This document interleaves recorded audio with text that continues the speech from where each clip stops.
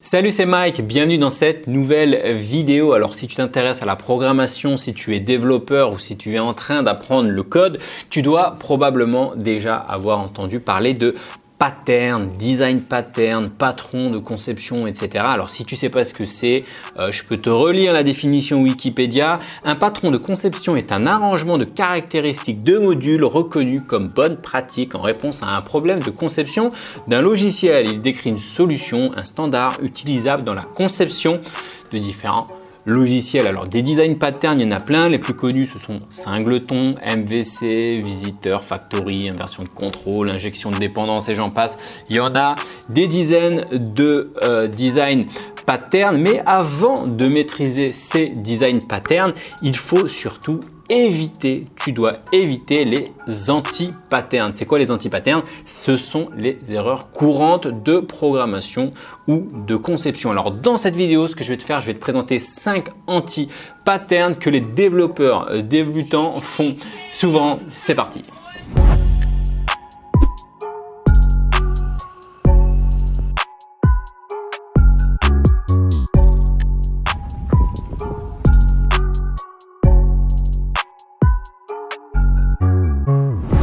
Alors juste avant de commencer, si tu ne me connais pas, eh bien moi c'est Mike, codeur, freelance et digital nomade. Donc n'hésite pas ici à t'abonner à la chaîne et à activer la petite cloche de notification puisque j'aide les autodidactes à apprendre à coder et j'aide les développeurs à se lancer en freelance.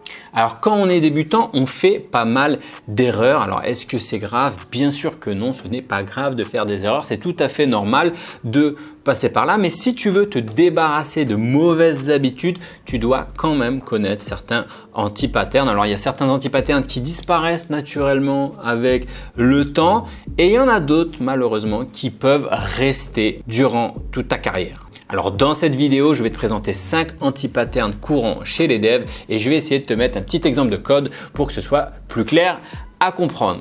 Alors quand je pointe les erreurs de débutants, il y en a pas mal qui disent bon bah Mike Coder il est arrogant, on prend souvent pour un connard arrogant. Alors si tu trouves que je suis un connard arrogant, n'hésite pas à le mettre en commentaire car l'algo sur YouTube adore ça. Et puis si tu aimes bien cette vidéo et si tu as d'autres anti-patterns à nous présenter, n'hésite pas aussi à les mettre en commentaire, ça aidera les autres aussi à ne pas reproduire ce type d'anti-pattern.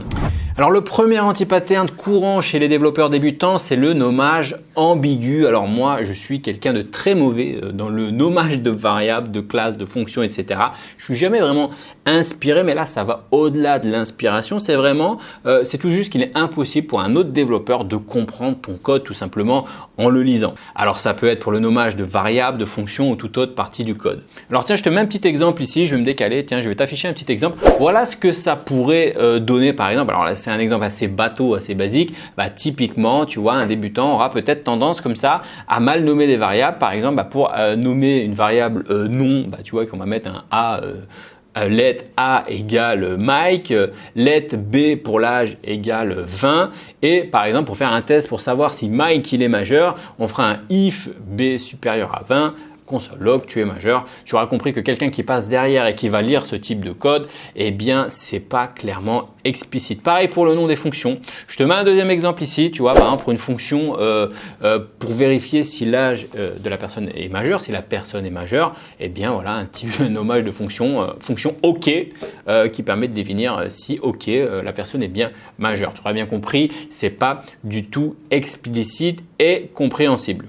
Mais comme quand on est débutant, on veut bien faire, on veut que notre code soit compréhensible par d'autres, eh bien on a tendance à commenter toute partie de notre code. Alors ce qu'on fait, on fait de l'over-comment. Je veux dire, ça revient quasiment à réécrire tout notre code de manière, enfin dans les commentaires. Je vais te donner un exemple de ce que ça pourrait faire. Tu vois, pour l'exemple qu'on a pris tout à l'heure ici, par exemple, eh bien là on a défini la variable A qui représente le nom, et on va mettre le nom vaut Mike.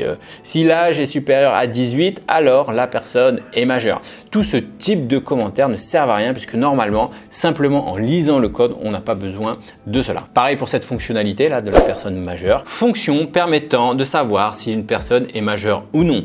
On retourne true si elle est majeure. Bon là c'est des exemples bidons, mais tu vois que normalement il n'y a pas besoin de mettre ce genre de commentaires et ça c'est quelque chose que les débutants font beaucoup. Ils ne commentent pas très bien et du coup eh bien ils ne codent pas très bien, ils ne nomment pas très bien les variables et du coup ils font de l'over comment. Alors la bonne solution serait plutôt un truc du genre, alors bien sûr c'est un exemple bateau, mais de mettre let nom égale Mike, let âge égale 18, if âge supérieur à 18, console log des majeurs. Là du coup il n'y a pas besoin de commentaires. On comprend rapidement à quoi correspondent les variables. Pareil pour la fonction majeure, au lieu de s'appeler fonction OK, ça pourrait être une fonction et majeure, comme ça, et on retourne true si la personne est 18, si l'âge est supérieur à 18. Pardon, alors selon les règles du Clean Code, alors le Clean Code c'est un livre qui a été écrit par Robert Cecil Martin, alias Oncle Bob, il dit un code doit être lisible et explicite par lui-même, il ne devrait donc pas y avoir de commentaires. Alors bien sûr c'est la théorie, dans la réalité il y a toujours des commentaires, il y aura toujours un moment où tu auras besoin des commentaires, mais essaye de te dire que la philosophie d'Oncle Bob c'est de ne pas avoir de commentaires, le code doit être explicite par lui-même. Et surtout, commenter du code pourri ne rendra pas ton code beau. Concentre-toi sur la qualité du code plutôt que sur la qualité des commentaires. Le deuxième anti-pattern que l'on retrouve souvent chez les développeurs débutants, ce sont les magic strings et les magic numbers. Alors je ne sais pas si tu sais ce que c'est, mais c'est très simple. Ce sont des nombres ou des strings, des chaînes de caractères qui sortent, qui arrivent dans ton code comme ça. On ne sait pas d'où. C'est magique, tu vois. C'est des magic strings. Ils arrivent un peu partout dans ton code. Alors pour avoir encadré certains développeurs débutants, je sais que c'est un point sur lequel il faut sans cesse se battre parce que souvent, quand tu es débutant, tu te dis voilà, à quoi ça sert de créer des variables, etc. Bon, le code est explicite. Si je mets âge 18, si je mets 18, on sait que c'est par rapport à l'âge, etc. Donc c'est quelque chose sur lequel il faut souvent se battre avec quand on est débutant. Alors si on reprend notre exemple précédent, je te le remets ici, tu vois, typiquement la fonction est majeure, tu vois que on met if âge supérieur à 18, on retourne true. Alors là typiquement un développeur débutant va dire oui mais c'est logique, si l'âge est 18, voilà, il n'y a pas besoin de faire un truc. Et ça s'appelle les magic strings. Autre exemple de fonction, cette fonction par exemple est admin, pour savoir si une personne a le rôle admin, eh bien tu vois qu'il y a une magic string, la magic string admin, c'est une string comme ça qui sort de je ne sais où et c'est une erreur commune chez beaucoup de développeurs débutants. Alors tu peux me dire oui mais tu vois ici admin quand même c'est bon, ça va, c'est explicite, on comprend que le rôle égale admin, mais imagine si partout dans ton code tu utilises comme ça une magic string admin et que le jour où je sais pas dans tout le programme, dans tout le logiciel on n'utilise plus admin mais on utilise peut-être admin en majuscule ou un autre code, et bien du coup partout dans ton logiciel, dans ton application tu vas devoir modifier cela. Alors la bonne solution serait d'avoir une variable ou au moins une variable, sinon une constante, c'est plutôt une constante qu'il faudrait avoir dans notre cas-là, qui serait comme ça, par exemple ici, constante admin qui définit la chaîne de caractères admin et ensuite partout dans le code, quand on peut, on utilise cette constante. Donc par exemple pour faire notre test du rôle égal admin, ça donnerait un test comme celui-ci. Le troisième anti-pattern chez les développeurs débutants, c'est le Gypsy Wagon aka Polstergate. Alors Polstergate, j'ai du mal à le prononcer, mon anglais est approximatif. Polstergate, alors Polstergate ça veut dire, c'est pas fantôme, une sorte d'esprit machin. Et Gypsy Wagon, tu sais, c'est les roulottes dévoyantes, tu vois. En gros, c'est un anti-pattern que je dirais qui est chez les développeurs débutants, mais qui ont quand même un certain niveau de maturité. Alors en règle générale, c'est plutôt chez les développeurs qui veulent plutôt bien faire et qui anticipent un peu trop les besoins futurs et qui se mettent en fait à faire des structures comme ça complexes d'objets qui sont instanciés quelques secondes, qui font une petite tâche et ensuite qui sont détruits, et du coup ça complexifie la qualité du code. Alors je vais te donner un exemple très simple, par exemple en programmation orientée objet, par exemple en JavaScript, tiens, je mets une classe ici animal, tu vois, une classe animal qui a pour constructeur par exemple le nom, une chaîne de caractères, donc voilà, on donne le nom d'un animal, voilà. Et on pourrait se dire, bah voilà, on a un animal et cet animal, alors l'exemple est bidon, hein, allez pas me dire ouais ton exemple est bidon, c'est un exemple bidon pour essayer de vous faire comprendre ce qu'est cet anti-pattern. Eh bien par exemple, c'est un animal, qu'est-ce qu'il pourrait faire un animal? Eh bien, il pourrait courir, marcher et parler. Admettons qu'un animal parle.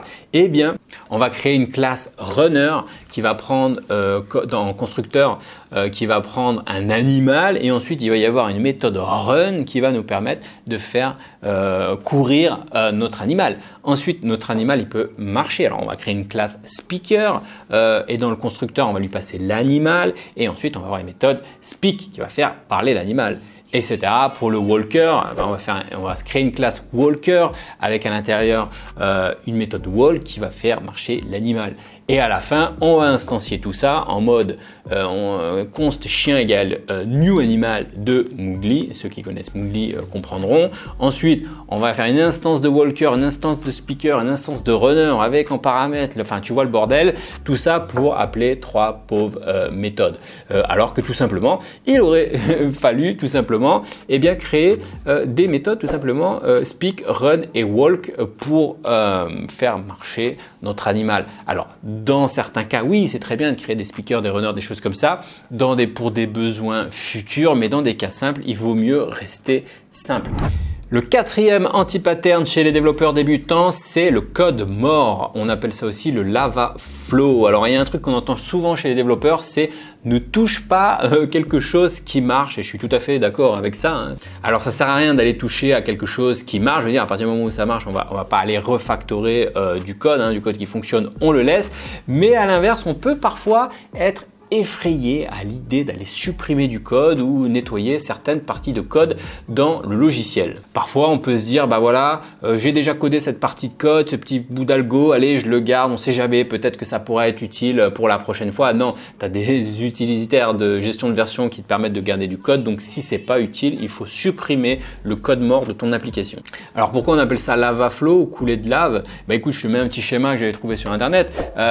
Tu vois en gros une coulée de lave, comment ça fonctionne, ça part du haut et tu vois qu'au début ton projet il part dans un sens et puis au bout d'un moment comme les laves elles prennent des sortes de branches et puis peut-être qu'à un moment il y a des standards, on va se dire tiens là on va coder de telle manière, on va utiliser tel standard et du coup il y a une partie du code qui est codée comme ça et puis après on s'arrête, on part sur autre chose. Par exemple on peut utiliser une librairie pendant un moment et puis après on se dit non on n'utilise plus cette librairie et du coup ce code reste toujours là dans l'application mais il n'est plus utilisé, c'est du code mort. Donc voilà le type d'erreur à ne surtout pas faire quand tu es développeur débutant. Alors bien sûr si tu es dans un projet, va pas supprimer du code si ton chef de projet ne t'en a pas demandé, mais quand même quand c'est des parties que toi-même tu as développées, ne va pas garder du code parce que tu l'as développé. Parfois tu dis putain j'ai passé des heures là-dessus, donc du coup tu as peur ça te fait mal au cœur presque de supprimer le code. Non, il faut être capable de prendre ton code et le foutre à la poubelle. Cinquième anti-pattern chez les développeurs débutants, c'est la duplication de code et le copier-coller. Je vais te prendre un exemple très simple. Par exemple, si tu as une fonctionnalité que tu as trouvé, un bout de code que tu as trouvé sur une documentation, sur Stack Overflow ou peu importe. Donc, tu as trouvé ton bout de code. Ici, je te prends un exemple de bout de code, par exemple, que j'ai trouvé sur la documentation MSDN de JavaScript. Et du coup, je trouve une petite fonction qui s'appelle log. Voilà, qui permet de loguer un message. Bon, ok, cool. Donc là, tu vas prendre ta log, tu vas faire un copier-coller dans ton code. Tu vas dire, super, ça marche, nickel. Très bien, j'ai ma fonction log qui me permet de loguer un message. Et en plus, je log ce message avec un formatage de date parfait qui me correspond. Très bien. Et puis par la suite, tu vois une petite évolution. Tu dis, ouais, mais en fait, le formatage de date, par exemple, ne me convient pas. J'aimerais bien par exemple avoir un formatage en date isostream par exemple. Et du coup, tiens, tu vas dire, tu vas dupliquer ton code, tu vas dupliquer toute la fonctionnalité et tu vas renommer la fonction log et tu vas l'appeler log iso par exemple. Et puis tu vas changer juste le paramètre isostring de l'objet date.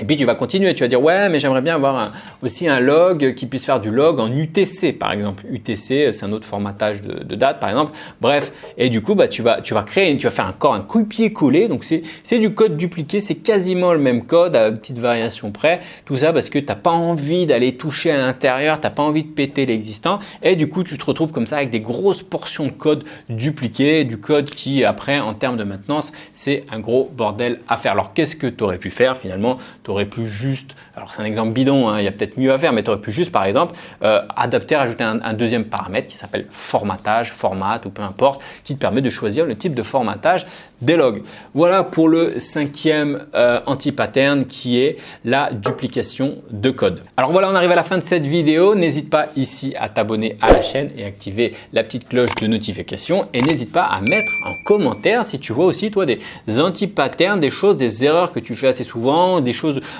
duquel tu as pu te débarrasser, des erreurs que tu as gardées. Moi aussi, quand j'ai commencé, j'avais des mauvais réflexes, on va dire, des choses que j'ai gardées pendant ce temps. Et puis petit à petit, on essaye de s'en débarrasser. Si tu en as, toi aussi, n'hésite pas ici à les mettre en commentaire. Et si tu veux apprendre à coder plus proprement, j'avais sorti une vidéo qui s'appelait Clean Code, comment coder proprement avec Clean Code. Alors, je te remets ici. Alors, c'est une vidéo sur les grands principes de Clean Code. Elle est intéressante. Alors, il y a même quelqu'un qui m'a dit ta vidéo, elle a été projetée en cours, ta vidéo sur le Clean Code. Donc voilà, c'est une vidéo intéressante. Je t'invite à aller la voir sur les règles de Clean Code. Et si tu veux aller plus loin sur comment apprendre à coder, comment devenir développeur freelance, sache que j'envoie des emails remplis d'astuces sur comment apprendre à coder, comment se lancer en freelance, comment devenir digital nomade, etc. C'est pas pour tout le monde, c'est réservé uniquement aux personnes qui sont abonnées à ma liste d'emails privés. C'est le premier lien ici dans la description. Je te dis à la semaine prochaine pour une prochaine vidéo. Ciao!